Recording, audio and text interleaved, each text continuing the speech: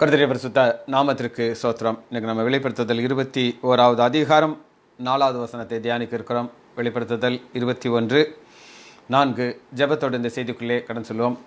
பரலோகமே என் சொந்தமே என்று காண்பேனோ, என் இன்ப இயேசுவை நான் என்று காண்பேனோ. பரலோகமே என் சொந்தமே என்று காண்பேனோ. வருத்தம் பசிதாகம் மன துயரம் அங்கே இல்லை. வருத்தம் பசிதாகம் மன துயரம் அங்கே இல்லை. விண்கிரீடம் வாஞ்சிப்பேன், விண்ணவர் பாதம் சேர்வேன். விண்கிரீடம் வாஞ்சிப்பேன், விண்ணவர் பாதம் சேர்வேன். பரலோகமே என் சொந்தமே என்று காண்பேனோ. சிலுவையில் அறையுண்டேன், இனி நான் நல்ல இயேசுவே. சிலுவையில் அறையுண்டேன், இனி நான் நல்ல இயேசுவே. அவரின் மகிமையே எனது லட்சியமே. அவரின் மகிமையே எனது லட்சியமே. பரலோகமே என் சொந்தமே என்று காண்பேனோ. இயேசு என் நம்பிக்கையாம், இந்த பூமியும் சொந்தமல்ல. இயேசு என் நம்பிக்கையாம், இந்த பூமியும் சொந்தமல்ல. பரிசுத்த சிந்தையோடே இயேசுவை பின்பற்றுவேன். பரிசுத்த சிந்தையோடே இயேசுவை பின்பற்றுவேன். பரலோகமே என் சொந்தமே என்று காண்பேனோ. ஓட்டத்தை ஜெயமுடன் நானும் ஓடிட அருள் செய்வார். ஓட்டத்தை ஜெயமுடன் நானும் ஓடிட அருள் செய்வார். விசுவாச பாதையில் சோராது ஓடிடுவேன். விசுவாச பாதையில் சோராது ஓடிடுவேன். பரலோகமே என் சொந்தமே என்று காண்பேனோ. பாரம சுகம் காண்பேன், பாரன் தேசம் அதில் சேர்வேன். பாரம சுகம் காண்பேன், பாரன் தேசம் அதில் சேர்வேன். ரப்பகல் இலையே ரட்சகர் வெளிச்சமே. ரப்பகல் இலையே ரட்சகர் வெளிச்சமே. பரலோகமே என் சொந்தமே என்று காண்பேனோ. பளிங்கு நதியோரம் சுத்த தாகம் தீர்த்திடுவார். பளிங்கு நதியோரம் சுத்த தாகம் தீர்த்திடுவார். தூதர்கள் பாடிட துயோனை தரிசிப்பேன். தூதர்கள் பாடிட துயோனை தரிசிப்பேன். இயேசுவே நாமத்தினாலே ஜெபங்கள் பிதாவே, ஆமென். கர்த்தர் பரிசுத்த நாமத்திற்கு ஸ்தோத்திரம். Selvi teacher praise Lord. Daniel Rajesh brother praise Lord. Vani பாப்பா, ஜானகி அம்மாள் பிரைஸ் லார்ட். கர்த்தர் நல்லவர். நம்ம 4வது வசனத்தை தியானிக்க இருக்கிறோம். அவர்களுடைய கண்ணீர் யாவையும் தேவன் துடைப்பார். ஒரு அருமையான ஒரு வார்த்தைங்க. எந்த கரத்திலிருந்து மண்ணிலிருந்து ஒரு மனுஷனை உண்டாக்குனாரோ அதே கரம் இப்போ என்ன செய்ய போகுது அப்படின்னா கண்ணீரை துடைக்கிறது. நீங்கள் கேட்கலாம், ஏன் டாக்டர் கண்ணீர், அங்கே எதுக்கு கண்ணீர் வருதுன்னு சொல்லி. ஏன் கண்ணீர் வருது அப்படின்னு கேட்டிங்கன்னா, இது ஆனந்த கண்ணீர். கஷ்டத்தின் வருகிற கண்ணீர் வழியாக அவங்க வந்துட்டாங்க. கண்ணீரின் பாதையில் தான் அவங்க வந்திருக்கிறாங்க. அதில் தான் உருவ குத்தி தான் அங்கே வந்து சேர்ந்துருக்குறாங்க. ஒரு சந்தோஷம். நான் எத்தனையோ பேர்கள் சொல்லியிருப்பாங்க, நீ எல்லாம் பரலோகம் போக முடியாது அப்படின்னு சொல்லி எத்தனையோ பேர் சொல்லியிருக்கிறாங்க. ஆனால் அந்த வார்த்தைகளுக்கெல்லாம் மீறி எப்போ நம்ம பரலோகத்துக்குள்ளே பிரவேசிக்கிறோமோ அந்த கரத்தை பாருங்கள். மண்ணில் இருந்து ஒரு ஆதாமை உண்டாக்குனார். நம்ம எல்லாரையும் உண்டாக்குனது மண். அந்த கரம் இப்பொழுது நம்முடைய கண்ணீர், அவர்களுடைய கண்ணீர் யாவையும் தேவன் துடைப்பார். இது ஒரு அருமையான ஒரு காட்சி. இதெல்லாம் நம்ம இமேஜின் பண்ணி பார்க்கணும். நம்ம தேவ சமூகத்துக்கு வந்து சேர்ந்துட்டோம், ஒரு கண்ணீர் வருது, அந்த கரம் எவ்வளோ ஒரு கிரியேட்டிவ் கரம் நம்மளுடைய கண்ணீரை துடைக்குது. சரி, இந்த 4வது வசனத்தில் இல்லை என்பது ஒரு ஆசீர்வாதம். சரி, இப்போ உங்கள் வீட்டில் பணம் இல்லைன்னா உங்களுக்கு சந்தோஷமாக இருக்குமா, வருத்தமாக இருக்குமா? வருத்தமாக இருக்கும். கரண்ட் இல்லைன்னா, கேஸ் இல்லைன்னா, எது இல்லைனாலும் உங்களுக்கு வருத்தமாக இருக்கும். ஐயோ அது இல்லையே, இது இல்லையே, அது இல்லையே, கரண்ட் இல்லையே, காற்று இல்லையே, அது இல்லை, இது இல்லை, இதெல்லாம் இல்லை இல்லை இல்லை.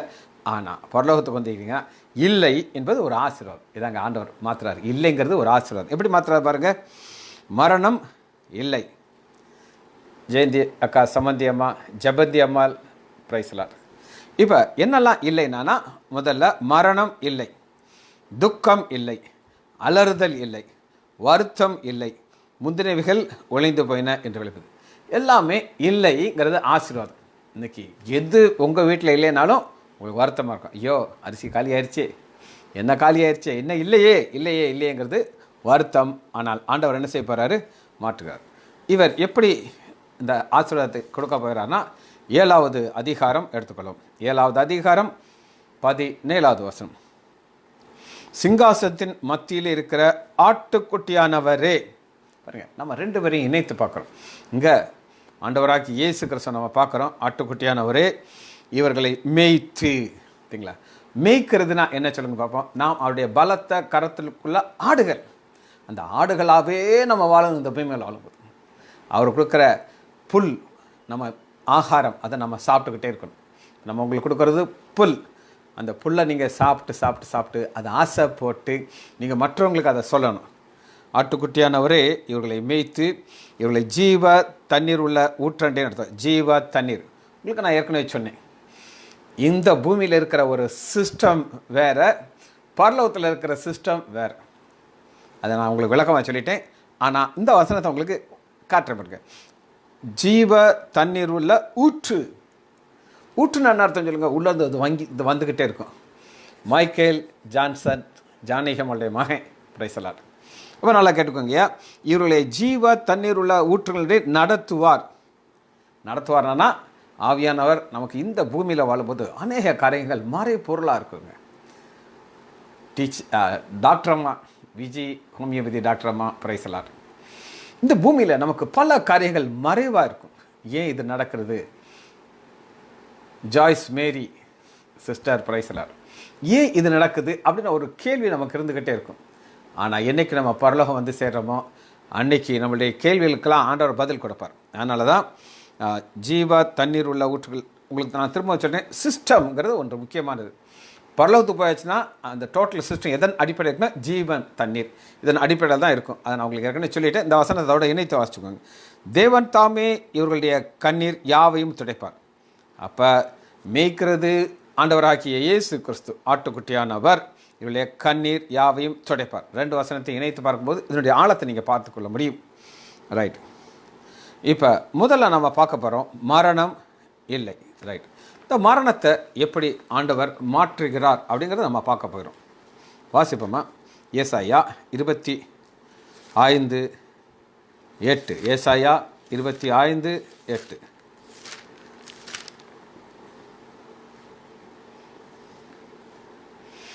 அவர் மரணத்தை ஜெயமாக விழுங்குவார். பார்த்தீங்களா? விழுங்குவார் அப்படின்னு என்ன அர்த்தம் அப்படின்னு கேட்டிங்கன்னா, அது ஒரு அவரால் விழுங்கக்கூடிய தன்மையில் இருக்குது. இப்போ உங்களுக்கு ஒரு மாத்திரையை முழுங்கிறதுக்கு ஒரு சிலருக்கு ரொம்ப ஈஸியாக டக்குன்னு முழுங்கிடுவாங்க, ஒரு சிலர் முழுங்கிறதுக்கு அவ்வளோ கஷ்டப்படுவாங்க. ஆனால் ஆண்டவர் மாத்திரையை முழுங்க மாட்டேங்கிறாரு. மரணத்தை, இயேசு மரணத்தை ஜெயமாக விழுங்குவார். ஜெயம்ங்கிறது உயிர்த்தெழுதல். இந்த உயிர்த்தெழுதல் தான் நம்முடைய பேசிக், நம்முடைய மரணத்திலிருந்து நம்மளை வெளியே கொண்டு வருது. இது எப்படி மரண விழுங்குறாருங்கிறத வாசிப்போமா? எபிரேயர் எடுத்துக்கொள்வோம். மரண பயம். நல்லா கேட்டுக்கோங்க. எபிரேயர் 2வது அதிகாரம் 11வது வசனம். ஆதலால் பிள்ளைகள் நாம் தான், மாமிசத்தையும் இரத்தத்தையும் உடையவர்களாக இருக்க இயேசுவும் அவர்களைப் போல மாமிசத்தையும் இரத்தத்தையும் உடையவராகி மரணத்திற்கு அதிகாரியாகிய பிசாசானவரை தனது மரணத்தினாலே அழிக்கும்படிக்கு. என்ன அர்த்தம் சொல்லுங்க பார்ப்போம். ஜீவ காலமெல்லாம் மரண பயத்தில் இருந்த அடிமைத்திருந்தவர்கள் யாவரையும் விடுதலையாக்கும்படி அப்படியானார். எப்படி ஆனார்? மாமிசத்தையும் இரத்தத்தையும் உடையவராகி நம்முடைய ஆண்டவராகி இயேசு கிறிஸ்து சிலுவையில் மரிக்கிறார். மரிக்கும் பொழுது என்ன நடக்குது அப்படின்னு நீங்கள் கேட்டிங்கன்னா, உங்களுடைய பாவமும் என்னுடைய பாவமும் அவர்கள் மேலே வந்துருச்சு. வந்து பாவம், சாபம், நோயெல்லாம் காலியாக போயிடுச்சு. இன்றைக்கி உலக மக்களுக்கு எவ்வளோ கஷ்டத்தோடு வாழ்கிறாங்கிறதுக்கு ஒரு குடும்பத்தை நான் உங்களுக்கு சொல்கிறேன். எங்களுடைய பேஷண்ட் அவங்க, அந்த பெண்ணுக்கு அது கிறிஸ்தவ பெண் கிடையாது, நல்லா கேட்டுங்க, கிறிஸ்தவ பெண் கிடையாது. ஜானகி அம்மாளுக்கு அந்த அம்மா நல்லா தெரியும். அந்த அம்மா நல்லா தெரியும். ஏன்னா ஜானகி அம்மாட்ட போய் கேட்டுக்கோங்க. ஒரு நாள் அந்த ஜானகி அம்மாள் கையில் பைபிளோட போகும்போது அந்த நான் சொன்ன சகோதரி கேட்குது, என்ன சிஜி டாக்டர் உடனே மாற்றிட்டாரா அப்படின்ட்டு ஜானகி அம்மாட்ட போய் கேட்குது. ஆனால் அவங்க குடும்பத்தில் என்ன நடக்குது அப்படின்னு கேட்டிங்கன்னா, மூத்த பையன் அதுதான் நிறையா படித்தவன், பயங்கர குடிகாரனாகி மனைவியை விட்டுட்டு எங்கெங்கெல்லாம் ஆளுகள் இருக்காங்களோ ஏர்போர்ட்டில் போய் நின்றுக்கிடுவான். வரவங்கள்ட்ட போய் கை நீட்டி காசு கேட்பான். ஒரு சிலர் கொடுப்பாங்க, ஒரு சிலர் கொடுக்க மாட்டாங்க. அதை வச்சு அவன் குடிச்சிக்கிட்டு வாழ்ந்துக்கிட்டு இருக்கான். அவங்களுக்கு ஒரு பொம்பளை பிள்ளை, வாலிப பிள்ளை, அவளுக்கு கல்யாணம் ஆகி 2 பிள்ளையே இருக்குது. அவள் எங்கேயோ வாழ்ந்துக்கிட்டு இருக்கா, ஒரு தவறான வாழ்க்கையை. 2. அடுத்து ஒரு பையன், அவன் ஃபாரினில் நல்லா வேலை பார்த்துட்டு கை நிறையா சம்பாதிச்சிட்டு இருந்தான். இங்கே வந்து கல்யாணம் கட்டினா அவனுடைய மனைவி சொல்லிட்டா, நீ அங்கெல்லாம் போக வேண்டாம், 10,000 ரூபா சம்பாதிச்சு என் கையில் கொடு போதும் அப்படின்னு சொல்லி வாழ்ந்துக்கிட்டு இருக்கேன். அவளுடைய கணவன் குடிகாரன். இதெல்லாம் எதுக்கு சொல்கிறேன்னா, உலக மக்களுடைய பாவம், சாபம் அவர்கள் மேலே இருக்குது, அது அவர் நீங்காது. நம்முடைய காரியங்கள் அப்படி கிடையாது. அதனால தான் இயேசு மரணத்தை ஜெயமாக விளங்குவார். கர்த்தராகிய தேவன் எல்லா முகங்களில் இருக்கிற கண்ணீரையும் துடைத்து, ஏன் துடைக்கிறாரு? நமக்கு ஒரு நிச்சயம் இருக்குது. நம்மளுடைய கண்களை எங்கே மூடும் பொழுது பரலோகத்தில் நம்முடைய கண்களை திறப்பங்கிற நிச்சயம். துடைத்து தமது ஜனத்தின் நிந்தையை பூமியில் இராதபடி முற்றிலும் நீக்கிடுவார். பூமிங்கிறது இந்த பூமியில் கிடையாது, இங்கே நம்மளுக்கு நிந்தைகள் இருக்கத்தான் செய்யும். ஒருத்தர் நம்மளை பார்த்து ஏதாவது சொல்லுவாங்க, அதிலிருந்து நம்ம தப்பிக்க முடியாது. முற்றிலும் நீக்கிவிடுவார். கர்த்தரே இதை செய்தார். அக்காலத்திலே இதோ இவரே நம்முடைய தேவன். அன்னைக்கு போகும்போது இன்றைக்கெல்லாம் பார்த்தீங்கன்னா ஒருத்தருக்கு விசுவாசம் வித்தியாசமாக இருக்கும், எல்லாருக்கும் ஒரே மாதிரி இருக்காது. நான் ஒரு காரியத்தை உங்களுக்கு ஏற்கனவே சொல்லியிருக்கேன். ஒரு பர்டிகுலர் போதகர் நான் அதிகமாக அவர்கிட்ட நேசிக்கிறேன். அவருடைய டீச்சிங் அப்படி ஒரு ஃபைனல் எக்ஸ்பர்ட் டீச்சிங். அவர் உங்களுக்கு நான் அடிக்கடி சொல்லிக் கொடுக்க தேவ நீதிங்கிற டெஃபினிஷன் அவர்கிட்ட நான் கற்றுக்கொண்டது. அந்தளவுக்கு பைபிள் நாலேஜ் உள்ளவர். அவர் ஒரு கேசட்டில் சொல்கிறார், நான் திடீர்னு யோசித்து பார்ப்பேன், உண்மையிலே கடவுள் இருக்காரா? எனக்கு ஒரு சந்தேகம் வந்துடும். சொல்கிறது யாருங்க? ஒரு போதகர். அது சாதாரண போதகர் கிடையாது, எத்தனையோ கிரேடு போதகர்கள் நான் பார்த்துருக்கேன். நிறைய பேர் பைபிளில் கொஞ்சம் 2-3 வசனம் தெரியும், அதுக்கு மேலே அவங்களுக்கு தெரியாது. ஏதாவது கேட்டிங்கன்னா எனக்கு ஒன்று சொல்லுவாங்க, அவங்களுக்கு அந்த டெப்த்துக்கு போக தெரியாது. ஆனால் நான் சொல்கிற போதகர் இயேசு கிறிஸ்துடைய ரத்தத்தை குறித்து ஒரு 3 வால்யூம் கேசட் போட்டிருந்தார். ரத்தத்தை பூசுங்கள் அப்படிங்கிற ஒரு செய்தி. இதெல்லாம் நான் திரும்ப கேட்டு என் பிரெயினில் இருந்து என்னுடைய ஆத்மாக்குள்ளே வந்து ஃபிக்ஸ் ஆகிடுச்சு. அப்படிப்பட்ட ஒரு போதகருக்கே என்ன சந்தேகம் வருது? உண்மையிலே கடவுள் இருக்காரா? அந்த கேள்வி அவருக்கு வந்துருச்சு. பார்த்தீங்களா? இது சரியா தப்பா? தப்பு. ஆனால் இங்கே பாருங்கள், இங்கே தான் அந்த பிரச்சனைகள் வரும். ஏசாயா 25வது அதிகாரம் 10 கர்த்தருடைய கரம் 9. அக்காலத்திலே ஆண்டவர் நம்ம சந்திக்கும் பொழுது இதோ இவரே நம்முடைய தேவன், இவருக்காக காத்திருந்தோம், இவர் நம்மை ரட்சிப்பார், இவரே கர்த்தர், இவருக்காக காத்திருந்தோம், இவருடைய ரட்சிப்பினாலே களி கூர்ந்து மகிழ்வோம் என்று சொல். இது பூர்ண ரட்சிப்பு. ரைட். இதுதான் நம்முடைய மரணத்தை ஆண்டவர் ஜெயமாக விழுங்குகிற காரியத்தை நம்ம பார்க்குறோம். ரைட். ரோமர் 8வது அதிகாரம் 1 வசனத்தை எடுத்துக்கலாம். எல்லாருக்கும் நம்ம தெரிஞ்ச வசனம் தான், இருந்தாலும் கட்டாயம் இந்த வசனத்தை நம்ம வாசிக்கணும். ரோமர் 8:1. ஆனபடியினாலே கிறிஸ்து இயேசுக்குட்பட்டவர்களாயிருந்து மாமிசத்தின்படி நடவாமல் ஆவியின் நண்பர்களுக்கு ஆக்கினி தீர்ப்பு இல்லை. ஏன் ஆக்கினி தீர்ப்பு கிடையாது அப்படின்னு நீங்கள் கேட்டிங்கன்னா, நமக்கு வர வேண்டிய ஆக்கினி தீர்ப்பு ஆண்டவராக இயேசு கிறிஸ்து மேலே வந்துருச்சு. அதனால் நமக்கு கிடையாது. ஒரு சின்ன ஒரு உதாரணம் நான் சொல்கிறேன். இப்போ நம்ம ராஜேஷை வச்சுக்கிறோம். ராஜேஷ் இங்கே இருக்கார். ராஜேஷை எடுக்கக்கூடாது, இருந்தாலும் நான் அவரை எடுத்துக்கிறதுனால அவர் தப்பாக நினச்சிக்கிற மாட்டார். அவர் ஒரு ஆள்கிட்ட போய் கடன் வாங்கிட்டார். சரிங்க, கடன் வாங்கிட்டு நான் கற்பனைக்கு சொல்கிறேன், அவர் நல்லா வசதியாக இருக்கார். அந்த ஆளு டெய்லி வந்து ராஜேஷ் கிட்ட கதவை தட்டி என்னையா வட்டியும் கொடுக்க மாட்டேங்கிற, அசலும் கொடுக்க மாட்டேங்கிற, என்ன செய்துட்டு இருக்கேன் ஒரே பயங்கர சவுண்டு கொடுத்துட்ருக்காரு. இந்த நியூஸ் எனக்கு வருது. நான் அந்த வட்டிக்கு கொடுத்தவனை கூப்பிட்டு, எங்கே பாருப்பா ராஜேஷ் நம்மால் உனக்கு 2 லட்ச ரூபா வாங்கியிருக்கல, அதை நான் கொடுத்துறேன், நீ அங்கே போய் டிஸ்டர்ப் பண்ணாத அப்படின்னு சொல்லி. இனி அந்த அந்த காசு யார் கொடுக்கணும்? நான் கொடுக்கணும். நான் கடன் வாங்கினேன்னா நான் வாங்கலை. இனி ராஜேஷை போய் அவன் கேட்பானா? கேட்க மாட்டான். நீ அடுத்து போய் கேட்பான், என்னையா டாக்டர் உனக்கு ரொம்ப வேண்டியராமல, காசு நான் தர்றேன்ட்டாரு. உன்னை ஈஸியாக கேட்பேன், இன்னும் உனக்கு வேணுமா, நான் தர்றேன் அப்படின்னு சொல்லுவான். பார்த்தீங்களா? இது எல்லாரும் இப்போ இதே நம்ம ஜானகியம்மா இருக்காங்க. ஜானகியம்மா போய் எப்பா உன் கடன்லாம் நான் எடுத்துக்கிறேன்னு சொல்ல விடுவானாவே? நீயே ஒன்றால் எப்படிமா 2 லட்சம் கொடுக்க முடியுமா ஒரு சந்தேகம் வரும். அப்போ என்னுடைய எஃபிஷியன்சி, என்னுடைய கெப்பாசிட்டி 2 லட்சத்தை நான் கொடுத்துருவேன் அவனுக்கு. இதுதாங்க பாவம் மாறுகிறது. எப்படி நான் கடனே வாங்கலை, ஆனால் நான் ஏற்றுக்கொண்டேன், நான் அதை தரேன்னு சொல்லி, அதை தான் நம்ம சிலுவையில் பார்க்குறோம். ஆண்டவராக இயேசு கிறிஸ்து நம்முடைய பாவங்களுக்காக அவர் மரிக்கிறார். அதனால் நமக்கு என்ன கிடையாது? ஆக்கினித்திருப்பு கிடையாது. நம்ம எங்கே போயிடும்? தேவ சிங்காசனத்துக்கு நம்மளால் போய் நிற்க முடியும். 1 பேதுரு 2வது அதிகாரம் 21வது வசனத்தை எடுப்போம். 1 பேதுரு 2வது அதிகாரம் 21வது வசனம்.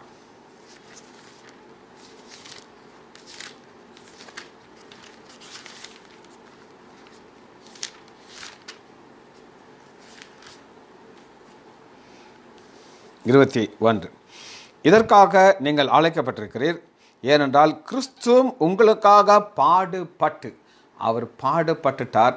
இந்த பாடின் மொழியாக நமக்கு கிடைக்கக்கூடிய ஆசீர்வாதம், நம்முடைய கண்ணீர்களை அவர் துடைக்கப் போகிறார். கிறிஸ்துவும் உங்களுக்காக பாடுபட்டு எனக்காக. இதுதாங்க விசுவாசம், இதுதான் ரட்சிப்பு. எனக்காக இயேசு பாடுபட்டார், நான் விசுவாசிக்கிறேன். அந்த விசுவாசம் தான் என்னைய பிதாவாகி தேவனுக்கு முன்பாக கொண்டு நிற்கிறது. நீங்கள் தம்முடைய அடிச்சோடுகளை தொடர்ந்து வரும்படி உங்களுக்காக மாதிரியை வைத்து போனார். 22வது வசனம் பாருங்க. அவர் பாவம் செய்யவில்லை. இதாங்க, அவர் பாவம் செய்யவில்லை, பாவமே அறியாதவர் நமக்காக பாவம் ஆகிறார். இதுதான் ஒரு மெயின் தீம். இதை நீங்கள் மறக்கவே கூடாது. தோய்ந்து வாசிப்போமா? அவர் வையப்படும் பொழுது பதில் வையாமலும், பாடுபடும் பொழுது பயமுறுத்தல் தம்மையே ஒப்பு கொடுத்தார். நியாய தீர்ப்பு. இதனால் என்ன நடக்குது அப்படின்னு கேட்டிங்கன்னா, அடுத்த வசனம் அவங்களுக்கு, நாம் பாவங்களுக்கு செத்து நீதிக்கு பிழைத்திருக்கும்படி அவர் தாமே தமது சரீரத்தில் நம்முடைய பாவங்களை சிலுவையின் மேல் ஏற்று சுமந்தார். அவருடைய தழும்புகளால் குணமானீர்கள். இது வந்து நீங்கள் இதில் ஒரு சின்ன ஒரு டெப்த் இருக்குது. இது நமக்கு சரீரத்தில் இருக்கிற நோய்க்காக கொடுக்குற ஒரு வசனமாக இருக்குது. ஆனாலும் இதுக்குள்ளே ஆத்மா உட்கார்ந்துருக்குதுங்க. நாம் பாவங்களுக்கு செத்து நீதிக்கு பிழைத்திருக்க முடியும். இது ஆத்மாவில் நடக்கிற காரியம். ஆத்மாவையும் சரீரையும் இணைக்கிற வசனம் இதுங்க. நல்ல ஆழமாக நீங்கள் வாசத்தான் புரியும். தமது சரீரத்திலே நம்முடைய பாவங்களை சிலுவையின் மேல் சுமந்தார். அப்போ நம்முடைய பாவங்கள் சிலுவையின் மேலே ஆண்டவராகிய இயேசு கிறிஸ்து மேலே வரும் பொழுது நம்முடைய பாவங்கள் நம்மளை விட்டு போகிறது. சிதறுண்ட ஆடுகளைப் போல் இருந்தீர்கள், ஆனால் பரலோகத்துக்கு வரும்போது நம்மளை அவர் மேய்க்கிறார். எங்கே மேய்க்கிறார்? ஒரு ஜீவ ஊற்றுக்கு நாளி நடத்துகிறார். மரியாள் சிஸ்டர் பிரைஸ்லார், உங்கள் ஆத்துமாக்களுக்கு மேய்ப்பர். ரைட். இப்பொழுது இப்போ கண்ணீரை குறித்து நம்ம பார்த்துக்கிட்டு இருக்கோம். Augustine Rajan brother praise Lord. Right. இப்போ ஒரு வசனத்தை நான் உங்களுக்கு வாசிக்க போகிறேன். இப்போ கண்ணீரை துடைக்கிறார்ல, ரைட். இப்போ நம்முடைய கண்ணீர் எங்கே இருக்குது அப்படின்னு நீங்கள் ஒரு கேள்வி கேட்டிங்கன்னா அதுக்கு நம்ம ஆன்சர் பார்க்க போயிடும். சங்கீதம் 56:8. சங்கீதம் 56:8. என் அலைச்சல்களை தேவரீர் எண்ணி இருக்குது. அலைச்சல்னா என்னது சொல்லுங்கள் பார்ப்போம். இப்போ நான் உங்களுக்காக ஒரு காரியத்தை செய்கிறேன், வெளிப்படுத்தல வாசிக்கிட்டே இருக்கிறோம், முடிக்க போகிறோம். அதுக்குள்ளே நான் வந்து சகரியா எடுக்க ஆரம்பிச்சிட்டேன். சகரியா ஒரு அதிகாரத்தை வாசிட்டேன். அதில் இருக்கிற டெப்த்துக்கு அளவே கிடையாது. நீங்கள் தயவு செய்து சகரியாவை நீங்கள் வாசிங்க. நான்லாம் மணிக்கணக்காக உட்காந்து அதை தியானிச்சுக்கிட்டு இருக்கேன். ஒரு 3 ரெஃபரல் பைபிளை வச்சு நான் உங்களுக்காக ஒரு ஜூஸ் எக்ஸ்ட்ராக்ட் பண்ணிட்டுருக்கிறேன் 3லேருந்து. ஆனால் நீங்கள் என்ன செய்யணும்? அட்லீஸ்ட் அதை வாசிக்கணும். உங்களுக்கு புரியுமா? புரியாது, கட்டாயம் புரியாது. புரியாட்டால் நீங்கள் அதை வாசிக்கணும். வாசித்தா தான் நான் உங்களுக்கு அதை சொல்லி தரும்போது உங்களுக்கு தெரியும். ரைட். இப்பொழுது நம்முடைய கண்ணீர் எங்கே இருக்கிறது? சங்கீதம் 56:8 என் அலைச்சல்களில் தேவர் எண்ணி இருக்குது. எண்ணி இருக்கிறீர் அப்படின்னா இது ஒரு பேங்க் வேர்ட், நல்லா கிடைக்கும். எண்ணி இருக்கிறீர். இந்த பேங்க்கில் போய் ரூபாயை கொடுத்தீங்கன்னா என்ன செய்வாங்க, அப்படியே அள்ளி வைக்க மாட்டாங்க, கவுண்ட் பண்ணுவாங்க. அது அந்த டினாமினேஷன்லாம் கரெக்டாக போட்டு கொடுத்தா தான் அவங்க வாங்குவாங்க. ஆனால் அவங்க என்ன வாங்க மாட்டாங்க. அதுபோல் நான் ஆண்டவருக்காக என்னென்ன செய்யணும், நீங்கள் ஆண்டவருக்காக என்னென்ன செய்கிறீங்களோ அதெல்லாம் அவன் சரி எண்ணி வைத்துக்கிறேன், கவுண்டில் வச்சுருக்கிறேன். அடுத்து பாருங்கள், என் கண்ணீரை உங்களுடைய துருத்தியில் வாய்க்கும். துருத்தியில் அந்த பூமியில் இருக்கும்போது ஆனால் நம்ம பரலோகம் வரும்போது நம்முடைய கண்ணீரை அவர் துடைக்கிறார். இது நமக்கு கிடைக்கக்கூடிய ஒரு பெரிய ஆசீர்வாதம். சரி, இப்போ அடுத்து அலறுதல் அப்படிங்கிற ஒரு வார்த்தையை பார்க்குறோம். அலறுதல் இல்லை. ஏன் அலறுதல் இல்லை அப்படின்னு நீங்கள் கேட்டிங்கன்னா, ஏசாயா 53வது அதிகாரம் 4வது வசனம். ஏசாயா 53:4 மெய்யாகவே அவர் நம்முடைய பாடுகளை ஏற்றுக்கொண்டு.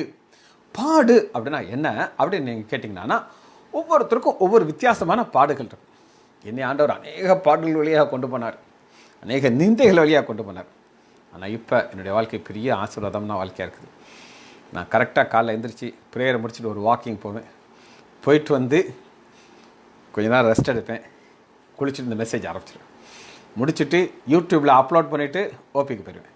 10 to 12 இந்த லைஃப் அப்படி ஃபிக்ஸடாக வச்சுருக்கிறேன். ஏன் இதை ஃபிக்ஸடாக வச்சுருக்கேன் அப்படின்னா, எனக்குள்ள ஒரு சமாதானம் இருக்குது. அதனால தான் பாருங்கள், அவர் மெய்யாகவே அவர் நம்முடைய பாடுகளை ஏற்றுக்கொண்டு நம்முடைய துக்கங்களை சுமந்தார். சுமக்கிறது அப்படின்னா இது எல்லாராலையும் முடியாது. ஆண்டவராக இயேசு கிறிஸ்து தேவனுடைய குமாரனால் மாத்திரம் சுமக்க முடியும். இதன் மூலமாக நமக்கு கிடைக்கக்கூடிய பெரிய ஆசீர்வாதம் என்ன அப்படின்னா, நம்முடைய அலறுதல் கிடையாது. 5வது வசனம் பாருங்க, நம்முடைய மீறுதல் அப்படின்னா என்ன அப்படின்னு நான் உங்களுக்கு சொல்கிறேன். இப்போ நீங்கள் டிராஃபிக்கில் போயிட்டுருக்கீங்க. ஒரு இடத்துல சிக்னல் இருக்குது, ஒரு கோடு இருக்கும். கோட்டுக்கு நீங்கள் அந்த பக்கம் நிற்கணுமா, இந்த பக்கம் நிற்கணுமா, இந்த பக்கம் நிற்கணும். ஒரு ட்ரிவாண்ட்ரத்துக்கு நாங்கள் போயிருந்தோம். இந்த டிரைவர் மோசமான பையன், அவன் இந்த லைனுக்கு அந்த பக்கம் போய் நிப்பாட்டிட்டான். அங்கே ஒரு லைட் வச்சுருக்காங்க, அது கரெக்டாக காட்டிடுது யாரில் அந்த பக்கம் நிற்கிறேன். அந்த டிராஃபிக் இன்ஸ்பெக்டர் அப்படியே வந்தார். வந்து என்னை பார்த்தாரு. நான் போல வணக்கம் சார் அப்படின்னு சொன்னேன். வணக்கம்னா உடனே அவர் கோவெல்லாம் குறைஞ்சிச்சு. ஒரே வார்த்தை, பாண்டியா. அந்த கேவலமாக, அதாவது அவங்க நம்மளை பார்க்கும்போது கேவலமாக பார்க்குறாங்க, பாண்டியா. இப்போ இந்த பாண்டியிலேருந்து வர்றவங்களாம் இப்படி தான் கோர்ட்டுக்கு அந்த பக்கம் நிற்பேங்கிட்டு கோ அப்படின்னு அனுப்பிவிட்டார். ஃபைன் போடலை எங்களுக்கு. இதுக்காக சொல்கிறேன்னா, அது மீறுதல். இந்த கோர்ட்டுக்கு நம்ம இந்த பக்கம் நிற்கும், அந்த பக்கம் போகிறது தான் அது தவறு. அது ஆண்டவர் நம்முடைய மீறுதலை அவர் ஏற்றுக்கொள்கிறார். ரைட், இதை நீங்கள் புரிந்து கொள்ளணும். சரி, இந்த பரிசுத்தம் இல்லாதவரால் தான் 53வது அதிகாரம் 5வது வசனத்தை வாசிக்கிறேன். நம்முடைய மீறுதல் நிமித்தம் அவர் காயப்பட்டு. அப்போ மீறுதல் செய்கிறது நாம், காயப்படுறது அவர். இப்போ உங்களுக்கு யாராவது ஒரு இன்ஜஸ்டிஸ் செஞ்சால் உங்களுக்கு எவ்வளோ கோவம் தெரியுமா? ஹாஸ்பிட்டலில் வேலை செய்கிறாங்க, ஒரு பிள்ளை இருக்காங்க. அந்த பிள்ளை தவறே செய்யலை, ஆனால் டாக்டர் கூப்பிட்டு அவருக்கு ஒரு பனிஷ்மெண்ட் கொடுக்குறாரு. அந்த பிள்ளைக்கு எவ்வளவு வருத்தமாக இருக்கும். ஆனால் ஆண்டவன் செய்கிறார்னா, நம்முடைய மீறுதல்களை அவர் காயப்பட்டு, நம்முடைய அக்கிரத்தின் நிமித்தம் அவர் நொறுக்கப்பட்டார், நமக்கு சமாதானத்தை உண்டு பண்ணும் ஆக்கினை அவர் மேல் வந்தது. சமாதானத்தை உண்டு பண்ணும் ஆக்கினை அப்படின்னு அர்த்தம்னா, சமாதானத்தை நமக்கு கொடுக்கிறார். அடுத்த வசனம் ரொம்ப முக்கியமான வசனம், அவருடைய தழும்புகளாலே குணம் ஆனோம். இது என்னன்றதுக்கு ஒரு சின்ன கதை சொல்கிறேன். பல முறை உங்களுக்கு சொல்லியிருக்கேன், திரும்ப நான் சொல்கிறேன். ஒரு ராஜா, இந்த ராஜாவுக்கு ஒரு பர்டிகுலர் ஒரு போர்ச்சேவனை நல்லா ட்ரைனிங் கொடுத்துருக்காரு. அவன் ஒரு ஆள் ஈக்குவல் டு ஒரு 100 பீப்புள். அந்த அளவுக்கு பல வெப்பன்ஸ் அவனால் ஆப்ரேட் பண்ண முடியும். அவனுக்கு ட்ரைனிங்காக பல லட்சம் அந்த ராஜா அவன் மேலே செலவழிச்சிருக்கார். இப்போ அந்த ஆள் கல்யாணம் ஆயிடுச்சு. கல்யாணம் உடனே யார் பேச்சை கேட்பாரு? மனைவி பேச்சு. இப்போ ஒரு முக்கியமான ஒரு யுத்தம் வந்துருச்சு. எல்லா போர்ச்சேவர்களும் வந்து யுத்தத்துக்கு போகிறாங்க. இவருடைய மனைவி சொன்னால், தான் நீங்கள் போகாதீங்க, இப்போ தான் நம்ம கல்யாணம் ஆயிருக்கு, ஒன்றும் கண்டுக்கிட வேண்டாம், நீங்கள் என் கூட இருங்க அப்படின்னு சொல்லி இவரும் நைஸாக என்ன செஞ்சிட்டார்? மனைவி பேச்சை கேட்டார். இப்போ யுத்தத்தில் தோல்வினா இன்னும் கொஞ்ச நேரத்தில் அவங்க லாஸ் ஆயிடுவாங்கங்கிற ஒரு பெரிய ஒரு காரியம் வந்துருச்சு.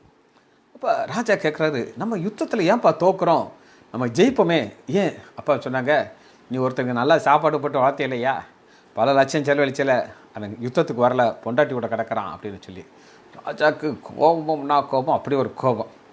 ராஜாவோட நினைச்சாரு, ஒரு கண்டிஷன், அவனை அரெஸ்ட் பண்ணி கொண்டு வந்து மத்தியானம் 12 மணி கரெக்டாக ஒரு தேவாலயம் இருக்குது. அந்த தேவாலயத்துக்கு முன்னாடி ஒரு பெரிய ஓப்பன் ஸ்பேஸ்.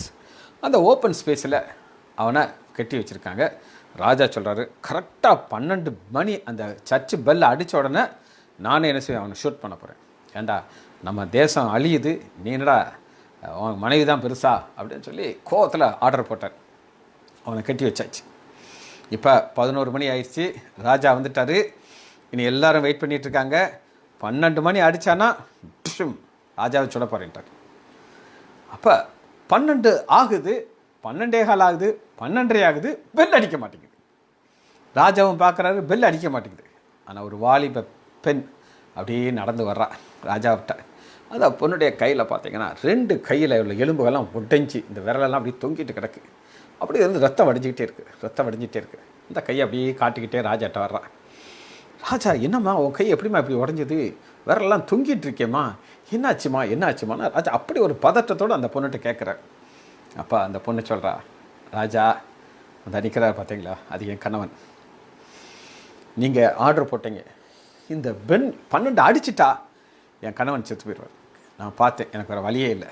அந்த கோபுரத்தில் நான் ஏறிட்டேன். என் கையை 2ஐயும் அந்த மணி கொண்டு பக்கத்தில் வச்சுக்கிட்டேன். அந்த மணி இங்கே ஒரு அடி அடிக்குது, என் கையை அடிக்குது. ஆனால் அது அந்த அந்த மெட்டலில் அடிக்கலை, என் கை உடையுது. இந்த பக்கம் அடிக்குது, இங்கே என் கையை வச்சுட்டேன். இதில் 6 அடி தான், இதில் 6 அடி அடித்ததா விரலெல்லாம் உடஞ்சி போச்சு. ஆனால் சத்தம் வராமல் நான் பார்த்துக்கிட்டேன் ராஜா. இப்போ என் கையை பாருங்கள் ராஜா, இந்த கை ஏன் உடஞ்சிச்சு, இதை பார்த்து என் கணவனை விடுவிச்சிருங்க அப்படின்னு சொல்லி. அதே தான் இன்றைக்கி நடக்குது. இன்றைக்கி பிதாவாக்கிய தேவனுக்கு முன்னாடி ஆண்டவராகிய இயேசு கிறிஸ்து தழும்புகளை காட்டுறாரு. உங்களுக்கும் எனக்கும் ஒரு நோய் வருங்கிற ஒரு சூழ்நிலை வரும்பொழுது அந்த கரங்களில் இருக்கிற காயத்தை தழும்புகளை காட்டி, பிதாவே இந்த காயம் எனக்கு எப்படி வந்துச்சு பாருங்க, இவனுக்காண்டி இவனுடைய நோயை நான் சுமந்து கொண்டேன், இவனுடைய அக்கிரமத்தை நான் சுமந்து கொண்டேன், இவனுடைய பாவத்தை நான் சுமந்து கொண்டேன், இனி இவனுக்கு நோய் வரக்கூடாது பிதாவே அப்படின்னு சொல்லி பரிந்து பேசுகிறார். அந்த தழும்புகள் நமக்கு சுகத்தை கொடுக்குது. இப்போ வாசமாக அவருடைய தழும்புகளாலே குணம் ஆகிறோம். இந்த குணத்தை கொடுக்கறதுக்கு இந்த தழும்புகள், ரைட், இதை நீங்கள் நம்ம புரிந்து கொள்ள வேண்டும். ஏசாயா 8வது அதிகாரம் 17வது வசனத்தில் நம்முடைய நோய்கள் எல்லாம் அவர் மேலே வந்துருச்சு, ரைட். இந்த நோய் யாருக்கு வரும் அப்படின்னா, ஒரு வீழ்ச்சி அடைந்த மனிதன்கிட்ட அந்த பாவத்தின் விளைவாக நோய் வருது. இது நமக்கு ஆண்டவர் அவர் மேலே சுமந்து கொண்டார், நம்ம விசுவாசிக்கிறோம், ரைட். 5வது வசனத்தை நம்ம வாசிக்க போகிறோம். 21வது அதிகாரம் 5வது வசனம். சிங்காசனத்தின் மேல் வீற்றிருக்கிறவர், இதோ நான் சகலத்தையும் புதிதாக்குகிறேன் என்றார்.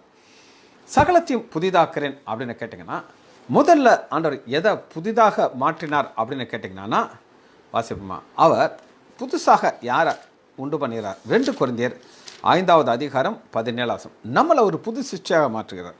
இப்படி இருக்க ஒரு கிறிஸ்துவுக்குள் இருந்தால் புது சிருஷ்டியாக இருக்கிறான், பழையவைகள் ஒளிந்து போயின, எல்லாம் புதிதாயின. இது ஃபர்ஸ்ட் இங்கே தான் ஆண்டவர் செய்கிறார். ஆண்டவர் வானத்தையும் பூமியும் 6 நாளில் முடிச்சுட்டு 7வது நாள் ஓய்ந்திருந்தார். அதில் எதுவும் சந்தேகம் இருந்துச்சா? இல்லை, அது கிரியேஷன். இப்போ ஆண்டவர் என்னைக்கு என்ன செய்து கொண்டிருக்கேன்னா, புது சிருஷ்டிகளை உண்டாக்கிக்கிட்டு இருக்கிறார். நான் 20 வருஷத்துக்கு முன்னாடி புது சிருஷ்டியாக மாற்றப்பட்டேன். 20 வருஷம் முன்னாடி எனக்கும் பைபிளுக்கும் சம்மந்தமே கிடையாது. நான் ஒரு துணிகரமான ஒரு பாவத்தை செய்வேன். அதை செய்கிறதுக்கு நான் யோசிக்க மாட்டேன், வெக்கப்பட மாட்டேன், கூச்சப்பட மாட்டேன். இங்கே ஜானகிமால், மரியாள் 2 பேர் இங்கே இருக்காங்க. இவங்கெல்லாம் 20 வருஷத்துக்கு முன்னாடியே எங்கள் ஆஸ்பத்திரியில் வேலை பார்க்குறாங்க. அதனால் அவங்களுக்கு நல்லா தெரியும் இந்த சிஜி டாக்டர் எங்கே போகிறாரு, என்ன தப்பு செய்ய போகிறாரு, யாரோட என்ன தப்பு செய்ய போகிறோம் அவங்க எல்லாருக்கும் தெரியும். ஆனால் நான் கண்டுக்கிடவே மாட்டேன். இவளுக்கெல்லாம் யாரை மனுஷன் பயப்படணும். ஆனால் இப்போ 2000 ஒரு பயத்தோடு ஒரு வாழ்க்கையை வாழ்கிறேன். என்னை ஆண்டவர் ஆசீர்வதிக்கிறார். காரணம் என்னென்னா, நான் புது சிருஷ்டியாக மாற்றப்பட்டேன். இது புது சிருஷ்டி. ஆனால் ஆண்டவர் வெளிப்படுத்துதல் 21வது அதிகாரம் 5வது வசனம், சிங்காசனம் மேல் வீட்டுக்கிறவர், இதோ சகலத்தையும் புதிதாக்குறேன். ஒரு புது மனுஷனை சிருஷ்டித்து ஒரு புதிய பானத்தை கொண்டு வராரு, புதிய பூமியை கொண்டு வராரு. அங்கே புதிய ஒரு உறவு, அதை நம்ம ஏற்கனவே தியானிச்சிட்டோம். நம்மளும் ஆண்டவரும், இதோ மனுஷரின் மத்தியில் தேவாதி தேவனே வாசம் செய்கிறாரே, தேவன் தாபரிக்கும் ஸ்தலமே, தாம் ஜனத்தாரின் மத்தியிலாம், தேவன் தாபரிக்கும் ஸ்தலமே, தாம் ஜனத்தாரின் மத்தியிலாம், தேவன் தாம் அவர்கள் தேவனாயிருந்து கண்ணீர் யாவையும் துடைக்கிறாரே. அது உறவு, ரைட். அடுத்து நம்ம பார்ப்போம், மரணம் இல்லை, துக்கம் இல்லை, அலறுதல் இல்லை. மரணம், துக்கம், வருத்தம் இதெல்லாம் இணைந்து முதலாக எங்கே வந்தது நம்ம பார்க்க போயிடும். முதலாக இதெல்லாம் இணைந்து ஒரு சாபமாக யார் மேலே தான்? ஒரு ஸ்திரீ மேலே வந்துச்சு. ஆதியாகமம் 3வது அதிகாரம் 16 வசனம். ஆதியாகமம் 3:16 அவர் ஸ்திரீயை நோக்கி ஏவாளை பார்த்து சொல்கிறார், நீ கர்ப்பவதியாக இருக்கும் பொழுது உன் வேதனையை மிகவும் பெருக பண்ணுவேன். அந்த வேதனையை இனி கிடையாது. உன் ஆசை உன் புருஷனை பற்றி கொண்டிருக்கும். சரி, இப்போ ஒரு டெப்த்துக்குள்ளே போயிடும். எல்லாரும் ரெடியாக இருங்க. இந்த ஏவாள் என்ன சொல்லுகிறார்? இந்த வாசிப்போமா? ஆதியாகமம் 4வது அதிகாரம் 1 வசனம். ஆதியாகமம் 4:1. ஆதாம் தன் மனைவியாகிய ஏவாளை அறிந்தால் அவள் கர்ப்பவதியாகி காயினை பெற்று கர்த்தரால் ஒரு மனுஷனை பெற்றேன் என்றார். சரிங்களா? இந்த பெண் ஏவாள் ஒரு வார்த்தையை சொன்னால் கர்த்தரால் ஒரு மனுஷனை பெற்றேன். இது என்னங்க அர்த்தம்? திரும்ப நம்ம அதே தான் சொல்லுது பாருங்க. 4வது அதிகாரம் 25 வசனம். பின்பு ஆதாம் தன் மனைவியை அறிந்தான், அவள் ஒரு குமாரனை பெற்று காயின் கொலை செய்த ஆபேலுக்கு பதிலாக தேவன் எனக்கு வேறொரு குதிரை. எல்லாத்தையுமே இந்த அம்மா யாரை முன்னாடி வைக்கிறது? தேவனை முன்னாடி வைக்குது. என்ன நான் உங்களுக்கு சொல்லட்டா? ரைட். இப்போ நம்ம அம்மார்கள், இப்போ இங்கே எல்லா பெண்களுக்கும் டெலிவரினா என்னென்னு தெரியுமா? தெரியும். அவங்களுக்கு என்ன நடக்கும், மார்னிங் சிக்னஸ்னால் என்ன தெரியும். அவங்க அம்மா கூட இருப்பாங்க. அம்மா ஒவ்வொரு காரியத்தையும் சொல்லிக்கிட்டே இருப்பாங்க. பாப்பா இப்படித்தாம்மா இருக்கும், கவலைப்படாத, வாந்தி எடுப்ப, இதெல்லாம் யார் சொல்லிக்கிட்டே இருப்போம்? அம்மா சொல்லிக்கிட்டே இருப்பாங்க. ஆனால் ஏவாளுக்கு யார் இருந்தா? யாரும் கிடையாது. இந்த ஏவாள் என்ன நினச்சிருப்பா அப்படின்னு நான் உங்களுக்கு சொல்கிறேன். ஏவாள் என்ன நினச்சிருப்பா அப்படின்னா, புசிக்கக்கூடாத கனியை நான் புசிச்சிட்டேன், அதனால் எனக்கு மரணம் வரப்போகுது அப்படின்னு நினச்சிருப்பா. அப்படி தானேங்க? ஆண்டவர் மரணம் வரணும்னு சொன்னாரா இல்லையா? ஆனால் இவள் புசிச்சுட்டு யாருக்கு கொடுத்துட்டா? இப்போ இவளுக்கு ஒரு வாந்தி வருது.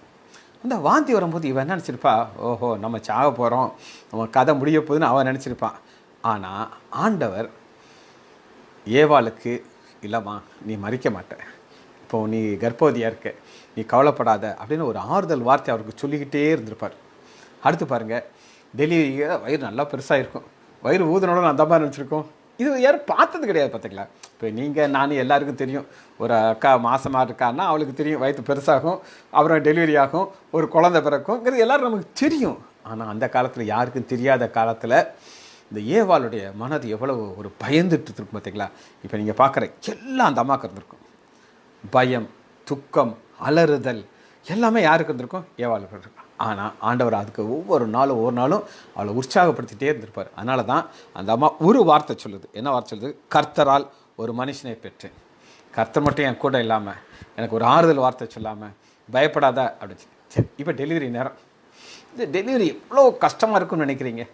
இங்கே ஏன் ஆதாம் ஏதாவது ஒன்று செஞ்சாரா? ஒன்றுமே செய்யலை. ஆதாமுக்கு இதுக்கும் சம்மந்தமே இல்லை. ஆதாம் ஒரு வார்த்தை பேசவே இல்லை. அதே மாதிரி விட்டுட்டு ஓடி போயிட்டார் என்னமோ தெரியல. ஒரு நடந்த சம்பவத்தை எங்கள் ஆஸ்திரத்தில் நடந்தது சொல்கிறேன்.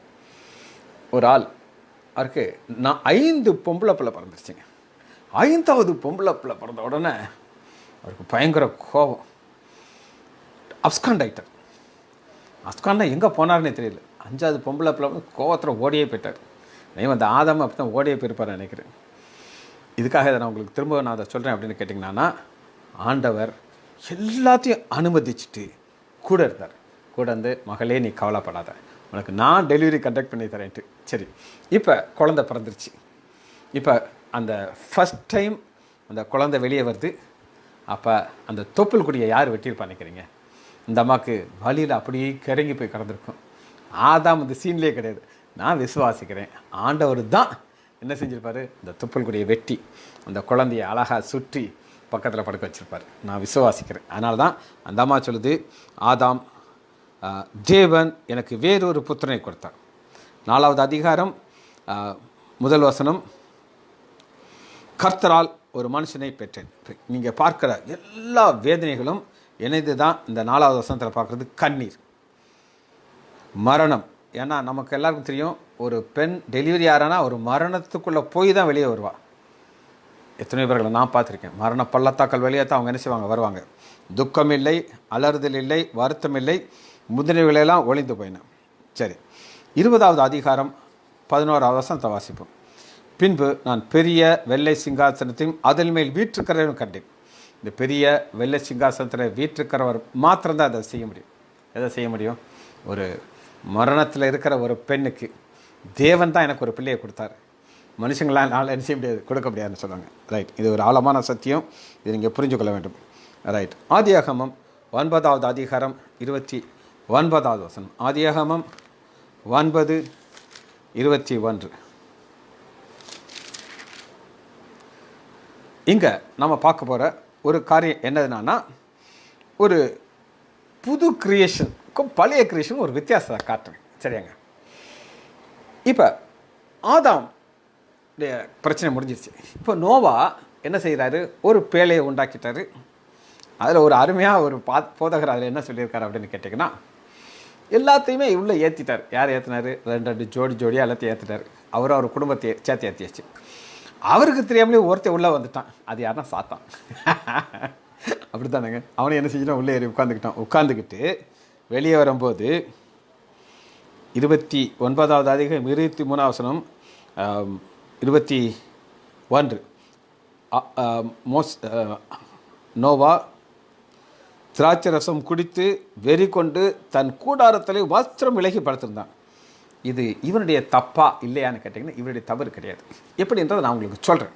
எப்பவுமே நான் ஒரு வார்த்தையை சொன்னால் அதை நான் அதுக்கு நான் எக்ஸ்ப்ளனேஷன் கொடுக்கணும். இல்லைன்னா லூசுன்றீங்க நீங்கள். ரைட், பாப்பா கிளம்பமா, லேட் ஆகுது, அவள் ஹவுஸ் ஏஜென்சி பண்ணிட்டுருக்கிறா, குட், படிமா போய் நல்லா சின்சியராக பேஷண்ட்டை பாரு, இதுதான் நீ ப்ராக்டிஸ் பண்ணுறதுக்கு ஹெல்ப் பண்ணும். ரைட், கிளம்பா. நல்லா கேட்டுக்கோங்க. நோவா காலத்துக்கு முன்னாடி வர, நல்லா கேட்டுக்கோங்க, நோவா காலத்துக்கு முன்னாடி வர அழிவே கிடையாது. நல்லா கேட்குங்க, அழிவே கிடையாது. ஏன்னா அவங்களுடைய வாழ்ந்த நாட்கள்லாம் பல வருஷங்கள், 400 வருஷங்கள்லாம் வாழ்ந்துகிட்டு இருந்தாங்க. ஆனால் என்னைக்கு இந்த ஒரு ஓசோன் பிளந்துருச்சோ அங்கேருந்து நிறையா காரியங்கள் வர ஆரம்பிச்சிருச்சு. அது வர டிக்கே கிடையாது. டிக்கேனா அழுகிற தன்மை இல்லாமல் இருந்துச்சு. ஏன்னா பூமியில் எது கிடையாதுன்னா கிருமிகள் கிடையாது. கிருமிகள் இல்லாத காலம், பாக்டீரியா இல்லாத காலத்தில் தான் வாழ்ந்துக்கிட்டு இருந்தாங்க. அப்படி இருந்தவங்களுக்கு ஒரு பூமியில் ஒரு சேஞ்ச் வந்துருச்சு. சேஞ்ச் வந்தனால இப்போ இவர் திராட்சை ரசத்தை வச்சிருக்கிறாரு. இவருக்கு தெரியாது இது புளிச்சிடும் அப்படின்னு எனக்கு தெரியாது. புரியுதாங்க? இவர் இதுக்கு முன்னாடி இவர் ரெடி பண்ணியிருப்பார், சாப்பிட்ருப்பார், ஒன்றும் ஆயிருக்காது. புரியுதா உங்களுக்கு? ஆனால் இப்போ திராட்சை ரசத்தை பயிரிட்டு அந்த திராட்சை ரசத்தை குடிக்கும்போது அவனுக்கு என்ன வந்துருச்சு? ஒரு போதை. இந்த போதை இவருக்கு இதுக்கு முன்னாடி தெரியாது. சரியா? ஆனால் நம்ம போக போகிற பூமியிலையும் இனி இப்படி தான் இருக்கும். எப்படி இருக்கும்? இந்த போதையெல்லாம் கிடையாது. எல்லாமே எப்படி இருக்கும்? கிளியராக இருக்கும். திராட்சை ரசம் இருக்குமா? இருக்கும். இது ஆண்டவராக இயேசு கிறிஸ்து சொன்னார், நான் பரலோகத்தில் போய் நான் ஸ்பெஷல் திராட்சை ரசத்தை சாப்பிடுன்னு சொல்லியிருக்காரு. ஆன்சர் உங்களுக்கு தெரியும்னா நீங்கள் போடணும். என் பிதாவினுடைய வீட்டில் போய் அங்கே நான் நவமான திராட்சை ரசத்தை குடிப்பேன் அப்படின்னு சொல்கிறேன். ரைட். அப்போ அதெல்லாம் என்ன செய்யாது? ஃபர்மெண்ட் ஆகாது. இந்த ஓசோன் ஓப்பனாக இருக்காது. எல்லாமே எப்படி இருக்கும்? க்ளோஸாக இருக்கும். எல்லாமே ஒரு ஆசீர்வாதத்திற்குள்ளே தான் நம்ம இருக்க போகிறோம். 5வது வசனத்தில் நம்ம பார்க்குறோம், சிங்காசனத்தில் வீட்டில் இருக்கிறவர் இதோ நான் சகலத்தையும் புதிதாக்குறேன் என்றார். பின்பு அவர் இந்த வசனங்கள் சத்தியமும் உண்மையுமானவைகள், இவைகளை எழுது. இந்த எழுதுங்கிறத நம்ம எங்கேருந்து பார்க்குறோம்னா, வெளிப்படுத்துதல் 1வது அதிகாரம் 19வது வசனத்தை பாருங்கள். இதுதான் கீ வசனம். உங்களுக்கு நான் சொன்னேன், நீ கண்டவைகளை இருக்கிறவைகளையும் இவர்களுக்கு பின் சம்பவைகளையும் எழுது. 3 காரியம்: past, present tense, future tense. கண்டவைகள்ங்கிறது நான் உங்களுக்கு ஏற்கனவே சொன்னேன், பத்ம தீவில் இருந்த காரியங்கள் பார்க்குறோம். இருக்கிறவைகள் சபையின் காலம். 3வது இதற்கு பின் நடப்பவைகள், அது 4வது அதிகாரத்துக்கு பிறகு உள்ளது. எல்லாத்தையும் ஆண்டவர் சொல்ல எழுது, ரைட் அப்படிங்கிறாரு, எழுதுங்கிறாரு. 19வது அதிகாரம் 11வது வசனம், 19, 11.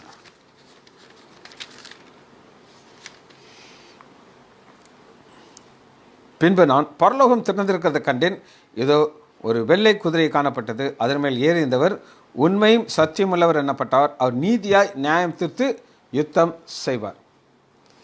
3வது அதிகாரம் இங்கே உண்மையும் சத்தியம் உள்ளவர்ங்கிற ஒரு வார்த்தையை, இது ஏற்கனவே ஆண்டவருக்கு இந்த வார்த்தை, இந்த ஒரு டிசிக்னேஷன் கொடுக்கப்பட்டிருக்கிறது. 3வது அதிகாரம் 11வது வசனம், வெளிப்படுத்துதல் 3:11.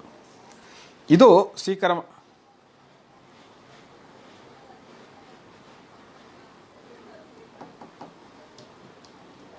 3:14 சாரி. லவதேக்கியா சபைக்கு எழுதுகிறேன் என்றால், உண்மையும் சத்தியம் உள்ள சாட்சி, தேவனுடைய சிருஷ்டிக்கும் ஆதியாகமாக இருக்கிற ஆமேன் என்கிறவர் சொல்றது. உண்மையும் சத்தியம் உள்ளவர். அவருடைய பெயர் என்னன்னா உண்மையும் சத்தியம் உள்ளவர். அவர் தான் எல்லாத்தையும் என்ன சொல்கிறாரு, எழுது அப்படிங்கிறார். எழுதுங்கிறது என்ன அர்த்தம் அப்படின்னா, இது எழுதுகிறது ரொம்ப முக்கியமானது. எழுதுகிறத குறித்து ஒரு வசனத்தை மட்டும் உங்களுக்கு வாசிச்சுட்டு நம்ம அந்த செய்தியை முடிக்க போகிறோம். எழுதுகிறது என்ன அப்படின்னு கேட்டிங்கன்னா, நம்ம எப்போ எழுதுவோம் அப்படின்னு நீங்கள் கேட்டிங்கன்னா, கான்ஃபார்ம்டாக இருந்தால் தான் நம்ம எழுதுவோம். சரி, யோபு வாசிப்போமா, 19வது அதிகாரம் 25வது வசனத்திலிருந்து வாசிப்போம்.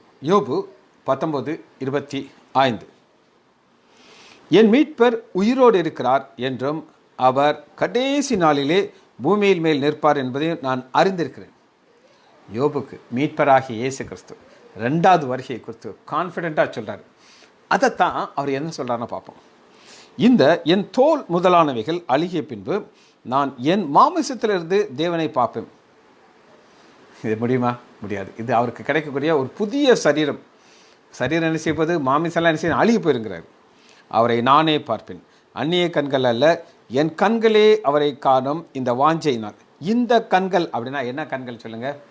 மறுரூபம் ஆன கண்கள்.